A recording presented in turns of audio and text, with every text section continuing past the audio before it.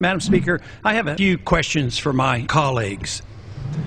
What if our foreign policy of the past century is deeply flawed and has not served our national security interests? What if we wake up one day and realize that the terrorist threat is a predictable consequence of our meddling in the affairs of others and has nothing to do with us being free and prosperous? What if propping up repressive regimes in the Middle East endangers both the United States and Israel?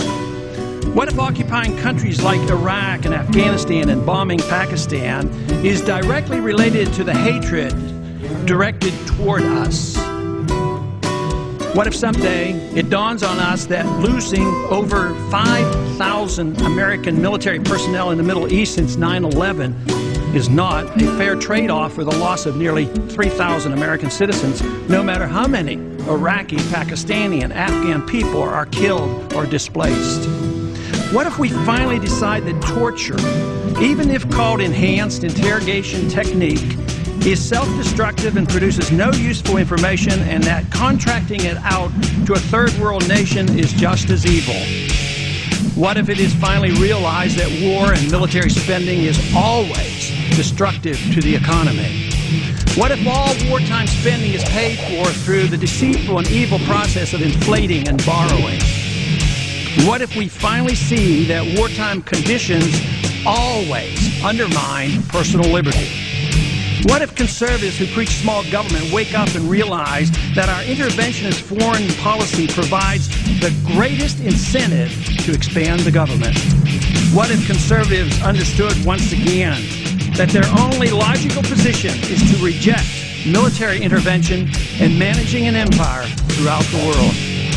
What if the American people woke up and understood that the official reasons for going to war are almost always based on lies and promoted by war propaganda in order to serve special interests?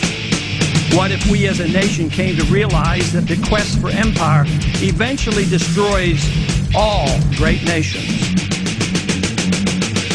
What if Obama has no intention of leaving Iraq? What if a military draft is being planned for the wars that will spread if our foreign policy is not changed? What if the American people learn the truth, that our foreign policy has nothing to do with national security, that it never changes from one administration to the next? What if war and preparation for war is a racket serving the special interests? What if President Obama is completely wrong about Afghanistan and turns out worse than Iraq and Vietnam put together? What if Christianity actually teaches peace and not preventive wars of aggression?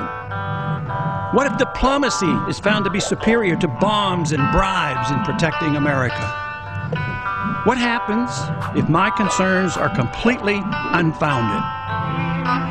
Nothing. But what happens if my concerns are justified and ignored? Nothing good.